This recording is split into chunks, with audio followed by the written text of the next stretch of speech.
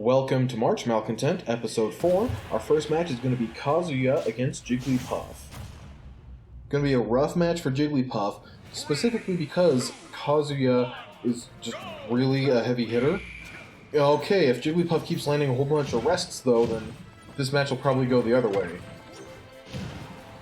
You can probably see there that once Kazuya finally gets rid of the flower, he's at 43%. He did get hit by a forward air, which looks like it does about 10. And he did get about 2 stages of auto heal during that whole... Oh, he gets slept.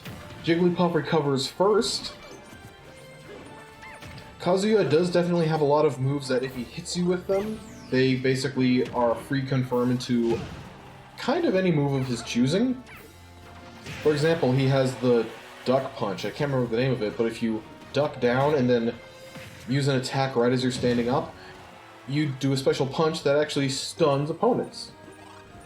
And his side B just leaves you on a crumple. He has a backwards downward tilt, I believe, that effectively trips the opponent. And any one of those, ooh, that's a great move to use for Jigglypuff. Stage isn't going to save Kazuya. Its tower's not at the bottom level, so I guess it couldn't anyway. But it is something to watch out for on some of these moving stages. Since we're not in the actual tournament yet, we do get to have some of these more fun on the casual side stages. And I can say that once we get to the actual tournament, we're not going to have them, and we're going to see a lot more of the same stages a lot. I actually went to some effort to make sure that you're not going to be listening to the same 5 songs every time one of those stages is selected. But, you know, there's also a random chance that it will anyway, so watch out for that, I guess. Jigglypuff landing another raw rest. Getting punished that time. Well, the thing is with Jigglypuff's rest is that getting his sing, that should be enough to... She goes for an up smash, holds it way too long. Alright, I am now sad. So the trick with Jigglypuff's sing is that at about 70%, that's usually when you can guarantee the forward smash on an opponent. And the thing about rest that I tried to say earlier is that the best time to use it is when you're either on a fresh stock or about to die. Not on your last stock, because if you miss, well, you basically lose the game, although sometimes if you hit it, you might win. Kazuya does make that back, he does have rage mode, so he's going to be doing a lot of damage.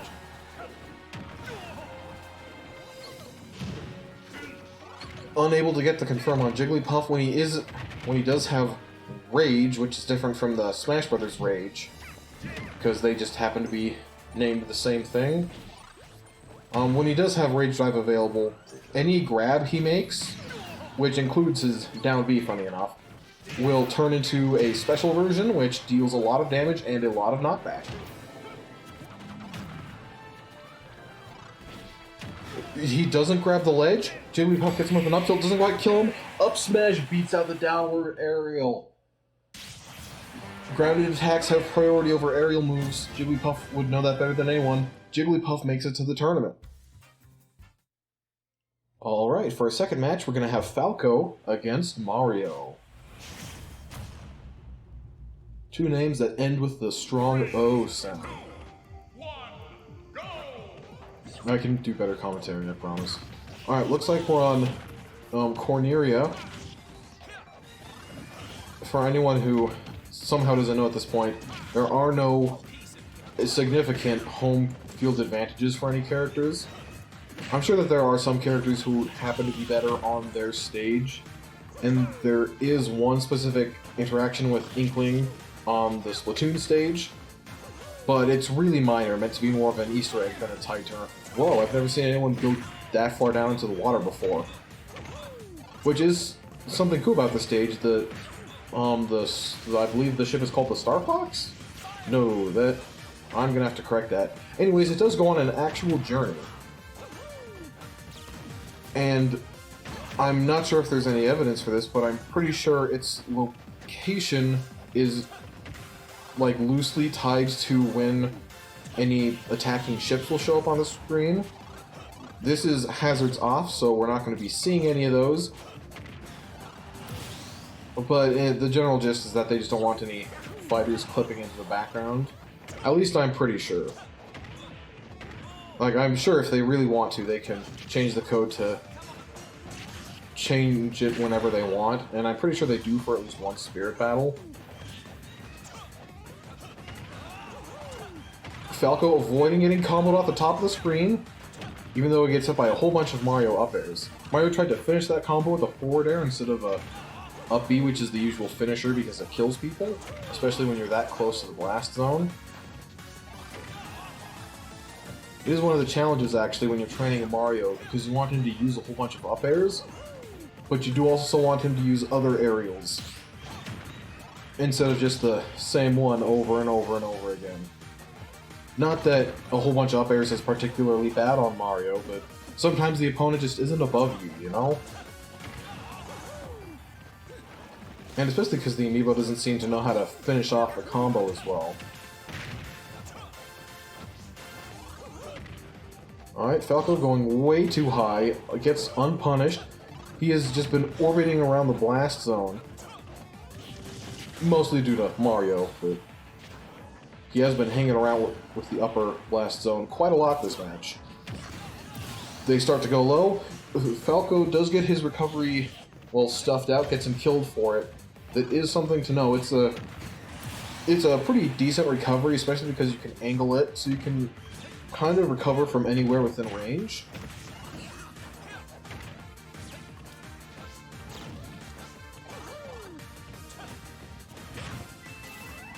Oh, Mario goes with the down throw to up B combo. It works, but there's usually a little bit better you can do. But again, it's really hard to teach the amiibo that. Falco is a character with a very high jump. He jumps very fast as well, so he gets up there very quickly, and a lot of his moves correspond with hitting his opponents up there so that he can jump up and, well, shut them down. So he's a lot more of a vertical character than I'd say most other characters. Possibly even all. It's a really dubious thing to measure, but the reflector off stage doesn't connect. It probably wouldn't have killed Mario. If anything, I don't think it would even have gimped him. It's just not a particularly strong launching hitbox. That being said, the hitbox on it is actually insanely useful, especially because it means that if you try to predict an opponent's projectile and they don't use one, they will probably still get hit by the reflector. And then you won't be out of luck. Great tech from Mario there. Saved his life.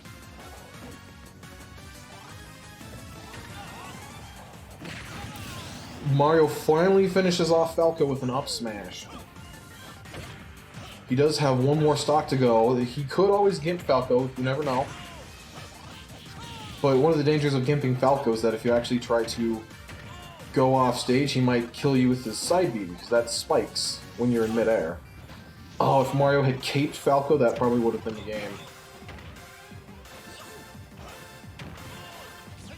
Oh, they're off stage. Falco goes low.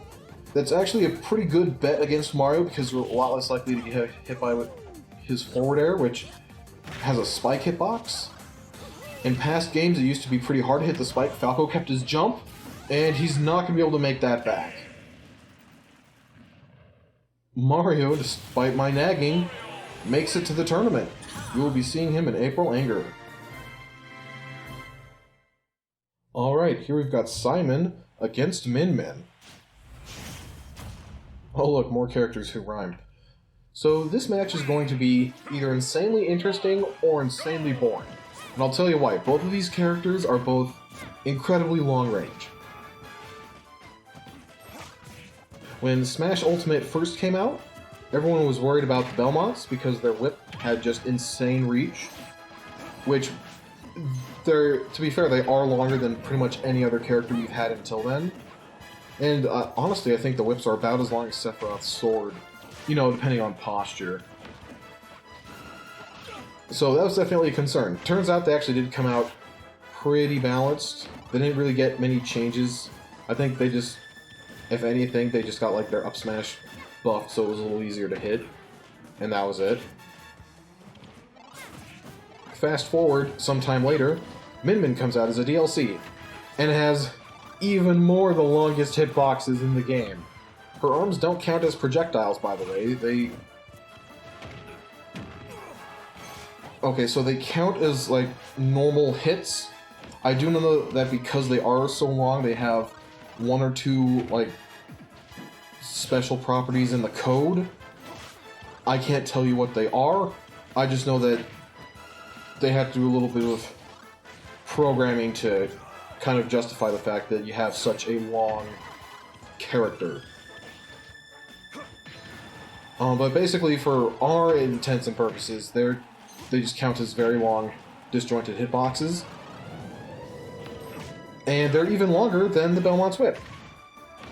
So the reason why I say that this match is either going to be interesting or boring is because they're either going to be fighting from across the stage, or for some reason they seem for a lot of this to be fighting right next to each other. Simon's not able to make that back. He needed to use his air dodge. Using your air dodge to recover is always risky because it does cost you some vertical distance. But for characters who have very few resources, if you're launched high up, sometimes you will gladly trade a little bit of vertical distance for slightly more horizontal distance. Especially if you still have your jump, because then you can make a lot of that vertical back. Kind of feels like a trade-off of just, instead of kicking the problem down the street, you just shuffle the problem so the problem areas are in certain parts so you can better deal with it. You know, if that metaphor is at all helpful. Min grabs the stage on her second attempt. You do have to watch out, even though Simon didn't get particularly near her. Ooh, he does grab the ledge. Is that because his aerials are so long, he can basically try to edge guard you while he's still effectively on stage. And if you try to go over him, his up air and up smash will just kind of mess you up.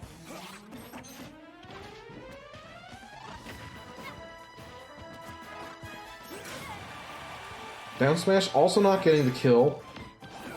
Min recovering from very high up. She did snap the ledge with her recovery move, but you normally won't see real people do that just because it leaves you exposed and dangling for so long. Min should not be able to make this back. Oh, possibly max limit on her arm. She does in fact make it. Remember, if you're ever designing it, is she going to get gimped by that? Really? The Simon punch from midair. She goes low. She is able to make it back, though. Gotta watch out for Min-Min's grabs, because if she grabs you, then her dragon arm gets stronger. The one that's tied to her A button moves, not the B button moves. You can put a dragon on both of your arms. Usually you don't, because then you have two of the same arm, and in a game like Smash Brothers, having the diversity is usually more helpful.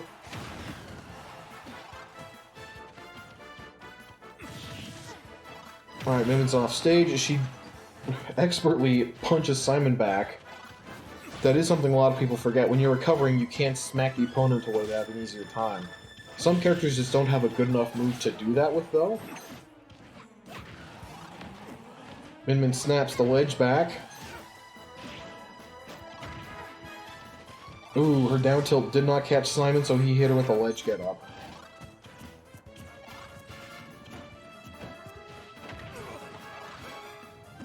Goes for a neutral air with the dragon arm. Doesn't really... Well, it doesn't hit. But even if it had, I don't know how much it would have accomplished. Simon is at a large percentage.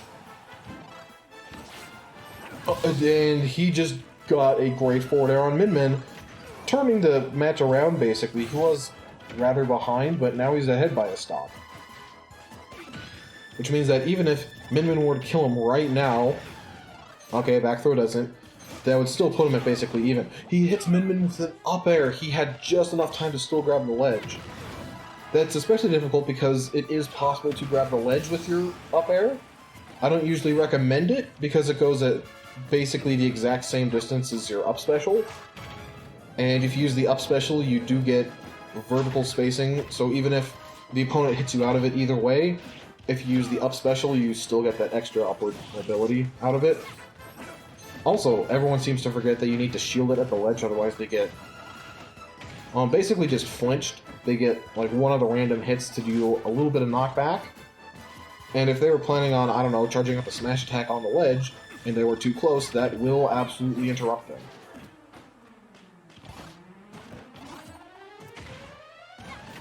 Simon going for one hit of the down tilt, not the second hit, which is normally what you would want to do to get the opponent away and make the move not a massive liability. He also has hardly been using any projectiles this game, even though Min Min is a character who should ideally be running into the exact perfect range for his projectiles.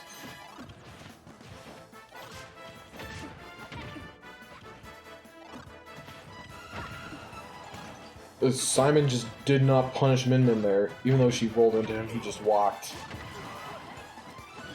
Normally, walking is a great trait for Amiibo to have when they're facing other Amiibo, because it keeps you safer so you can shield on a dime, and Simon's not going to make that back. That round goes to Min Min.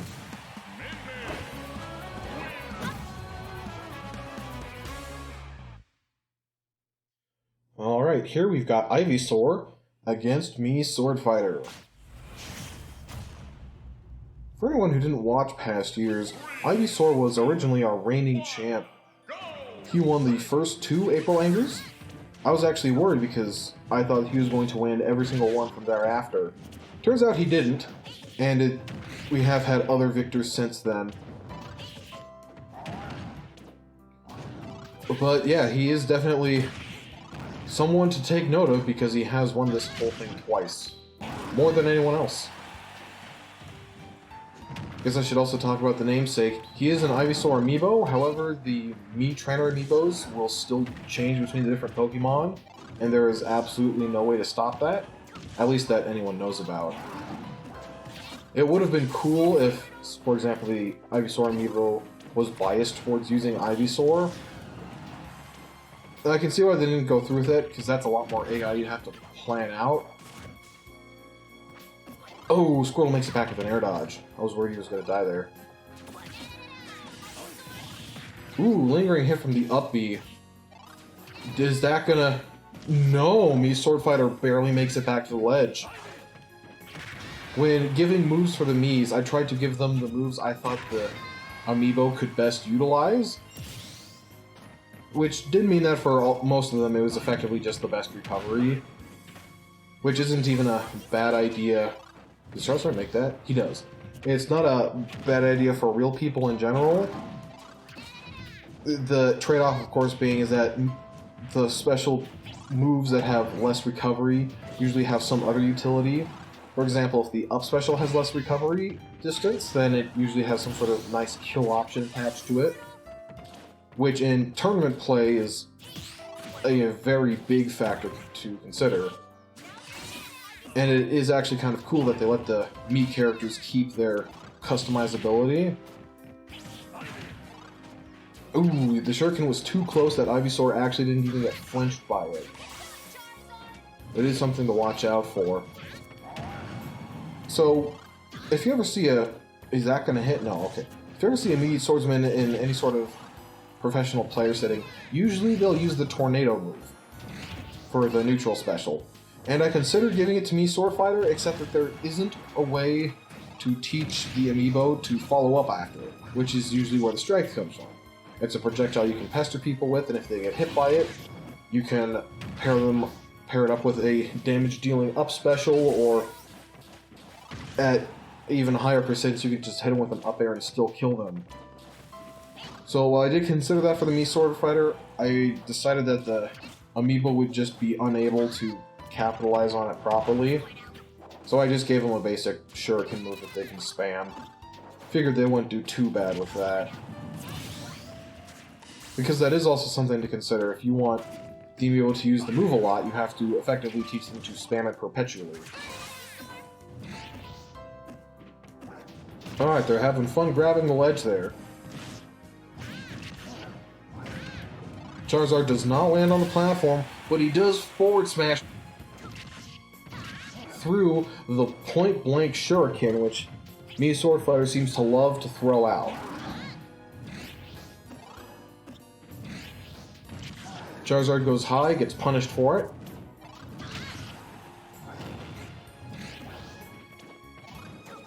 Playing by the ledge, goes for a spike, but he lands on the stage, so it's unable to come out.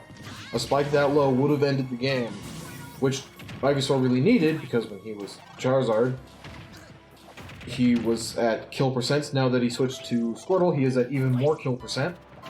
A lot of things will put him away now. Great ledge trump, unable to hit Mii Swordfighter fast enough. It is something to know that in Smash 4, ledge trumps were very easy to punish. In Smash Ultimate, they are a lot harder. So you see people go for them a lot less. Usually they'll do it as a way to just get the other person off the ledge, and then make the other person pick, oh, that's not going to kill Ivysaur.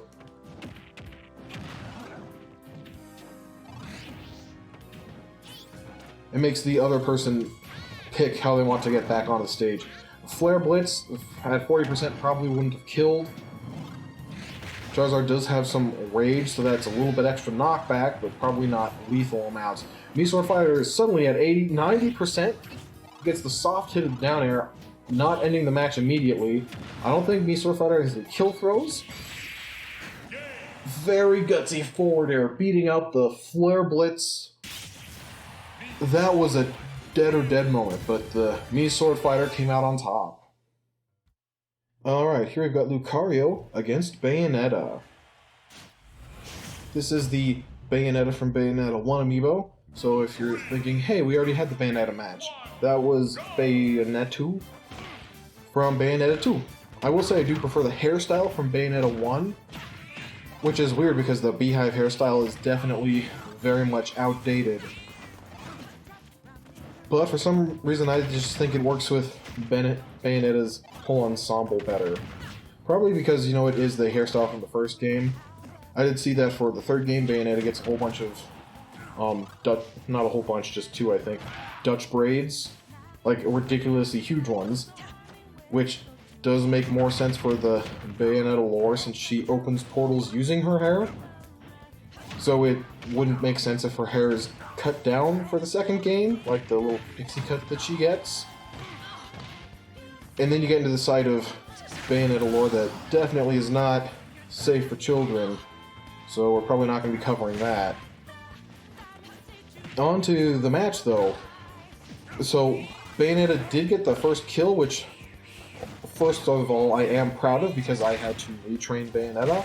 That was a very rough training session, by the way, because Bayonetta is a hard character to play ever since she basically got nerfed from Smash 4 and is no longer massively overpowered. But it's very hard to teach the sort of things Bayonetta needs to learn to Amiibo. So usually what the Amiibo ends up doing is just spamming smash attacks, which is also harder to deal with as a human opponent because they deal extra just shield damage because of the Amiibo stat bonuses. And that extra shield damage makes them safer and break your shield a lot more. Bayonetta wasn't usually breaking a whole shield in one hit, but it basically meant I could only shield like one move at a time. And I say all this because it was a long and grueling training session, mostly because Bayonetta had a hard time finding kills on her opponents, which is probably the absolute worst trait you can have when you're going up against Lucario. Lucario's whole thing is taking a lot of punishment and then killing you for it. So if you don't kill him, he kills you ridiculously early. Like Bayonetta's already only at 75%, she's in kill range. Lucario just proved it. He has a lot of aura, he was a stock behind that does give you extra aura as well. But already, like, he's at basically 140%. That's a lot of aura that builds up. And aura makes his attacks deal more damage and, most notably, more knockback. So all of his stuff just gets better. Now, he is on his last stock, but that doesn't mean as much for Lucario as a character. Before all the DLC characters got their own specific comeback mechanics, he was effectively the king of comebacks. Because he has things that make it work out a lot better for him. Mostly aura, it's all aura. And most specifically, it's not that once Lucario hits 100%, he goes into Super Aura Plus mode, where all of his attacks deal double damage. It's a gradual scale. It also helps that he's not, like, overpowered or top tier, so I think that's why people are much more willing to deal with him. He's a lot lower ranked of a character, so because of that, people don't mind that he has some absolutely punishing shenanigans going on. Okay, Lucario just shielded like 4 times in a row there. It's not really surprising he got hit. Because the thing about shielding is that you can't really spam it. It takes too long to come out and go away. So if you try to spam the shield to get a parry, you are at best protected by either the parry or the parry window half the time. But I'm pretty sure it's a lot worse than that. Especially if you do it for too long, then your shield starts to shrink in size, because shields with more health are bigger, and shields with less health are smaller. And with a smaller shield, you can block fewer attacks. Up smash is going to kill Lucario. Bayonetta takes it with a life to spare.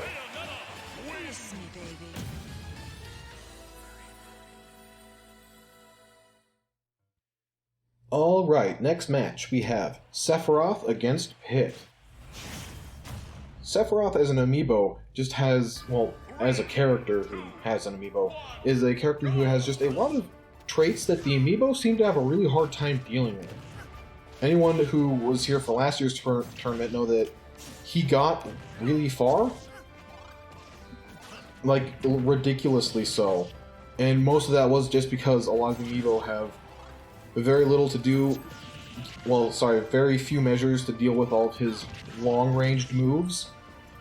Most especially his up air and up smash just kind of cover a huge bubble above him, so no matter which angle the opposing amiibo tries to approach from, he can still hit them. And that proved to be a real problem for a lot of amiibo. It does not make him invincible, but it does make him very capable, and coincidentally perfect for trying to test out new or retrained amiibo. Alright, Sephiroth has gotten his one wing angel form, and he gets hit by an up smash, so he no longer has that wing. Maybe I'll talk about it next stock. Pit does not reflect that, he lives? What? Maybe he got hit by like the outer limits of the explosion, but at that high a percent, any attack that takes like a full second to charge should kill you. Alright, Sephiroth charged that move too high, he got hit by a down air from Pit. Pit doesn't reflect that one either. It's a little strange because usually the amiibo jump at the chance to reflect any sort of projectile. And especially for... well, they don't get encouraged based off of the strength of the projectile. But Sephiroth has been kind of winding them up for quite a bit, letting Pit have ample chance to try to mess them up.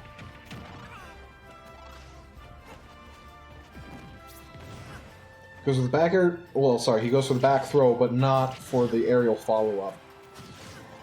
It's, with Sephiroth, his throws are, yeah, of course at the right percentage. They're basically a guessing game of what do you do to not get hit out of it. Because basically, no matter what you do, he has something that can hit you. However, it's not the same thing for all of his throws. So it's kind of like a tech situation where, yes, he can punish you for anything, just not everything at once. Sephiroth gets the wing from, I'm pretty sure he must have gotten it from the percentage of being in the magnifying glass, but he had already committed to using his up B, so he couldn't use his additional jump. That's a niche situation that I could not have constructed if you had asked me to come up with it 5 minutes ago. Alright, Pit has a magical purple skill on him. He reflects it with the side B. So, Pit's side B, the upper dash arm, it kind of acts as a reflector in that it can bounce away projectiles. It would be better to call it a deflector, because it doesn't throw them back at the opponent, it basically throws them just wherever. Sometimes it will, still hit the opponent, but it's not consistent by any means. It's more of they happen to be where the projectile was sent. And Sephiroth's purple skittle things do count as projectiles. Pit wins that round, you will see him in the tournament. Alright, here we have Mii Gunner against Mr. Game & Watch. So, something about this matchup is that Mr. Game & Watch's down special is the bucket, which is notable because if it absorbs 3 energy or explosion-based projectiles, it gives him a full bucket, which lets him unleash just an absolutely devastating attack. In some matchups, against any sword users, the bucket doesn't really come out and isn't particularly useful. But against characters like Mii Gunner who have a bajillion projectiles, it is incredibly useful. Either your opponent will not use any projectiles for fear of filling up the bucket, letting you do your Mr. Game & Watch things a lot more, or they will accidentally fill up your bucket and then you get what's almost a free kill on them. The strength of the bucket is dependent on the strength of the projectiles in it. There's a multiplier, and they did actually change it so that really strong projectiles will fill up 2 stages of the bucket, or probably even 3. I don't think anyone normally has a projectile that strong, though. Which does unfortunately mean you can't get 3 amazing projectiles to deal like 150% to someone. I'm not entirely sure why they decided to make that change.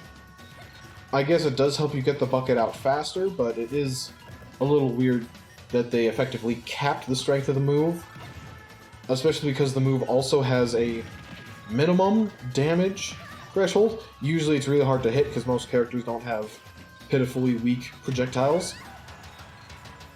Usually just the strength of the stuff getting thrown back at them with a multiplier of its own. Now that I think about it, the move has so many invisible multipliers, it's a little hard to keep track of.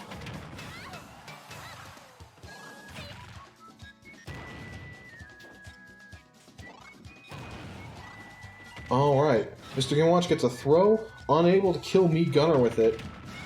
He's only taken just under 30% on this second stock, but he does need to get a kill at some point. Very end hit of the neutral air. There is a hitbox there, it's not normally one you'll see someone try to hit their opponent with. Mii Gunner is just doing an incredibly great job against Mr. Game. Up tilt reaches from there. Alright. Mr. Game & Watch is now very much behind. I guess he could always throw out a random 9 and get a kill with it. I haven't seen him throw out any so far, so I don't think he's gonna do them too often. A move like that is a little bit harder to teach the amiibo. So, one thing that we do know about amiibo is that if they get hit by a move, or kill... Well, if they get hit by a move, they are more incentivized to use that move. Assuming, that's a move that they have.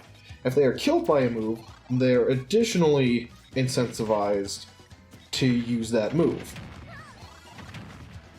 However, with a move like Judgment, that's Mr. Game & Watch's side B, okay, Mii Gunner is just getting hit by all of the up airs in the world.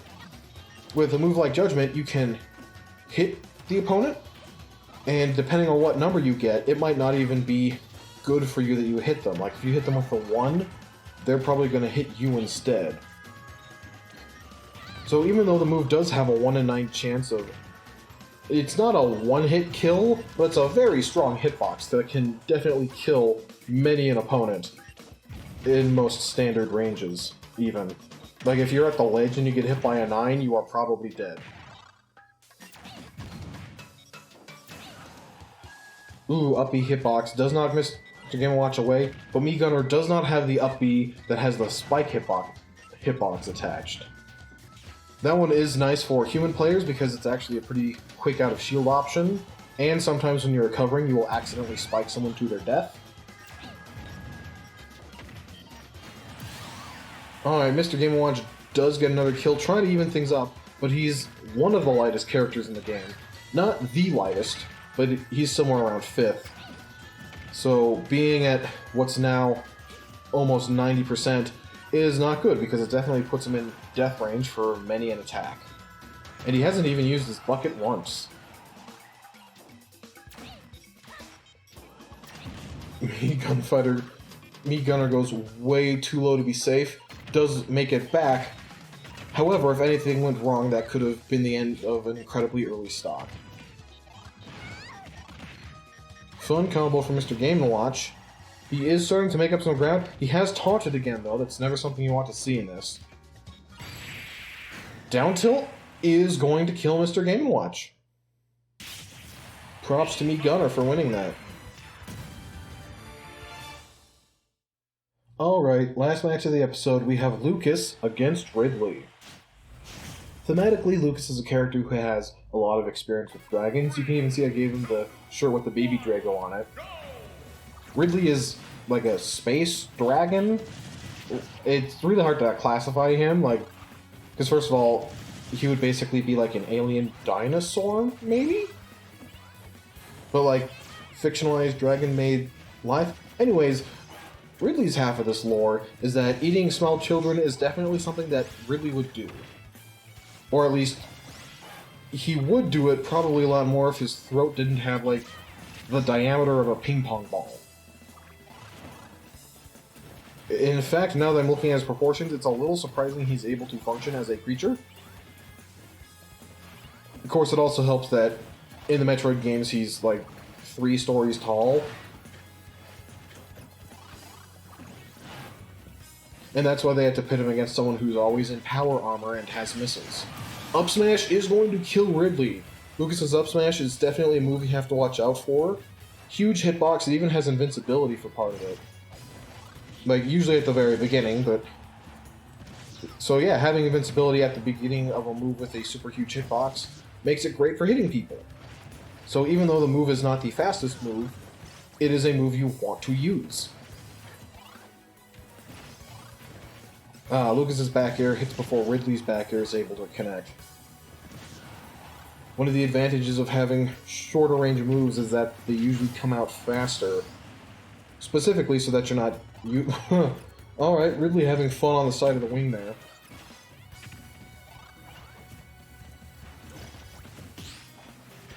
Ooh, Lucas parrying the last hit, well, the last non-multi-hit of jab. Usually something you don't see. I didn't even know you could do it, because I'm pretty sure on most characters the move comes out too quick. You can get locked into your shield, and basically that means you can't pull it down or roll or do anything with it. So some moves that come out quick enough, you simply cannot parry the middle hit of them. You either have to go for the first hit, and if you want to parry the end hit, you have to hit all of the parries in the middle. And for some moves, that is extremely difficult.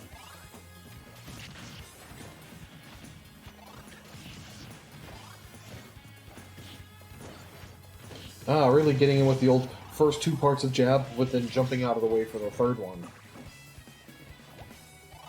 Footstool, Lucas is very easily to make it back, especially because you can go up through the bottom of this stage.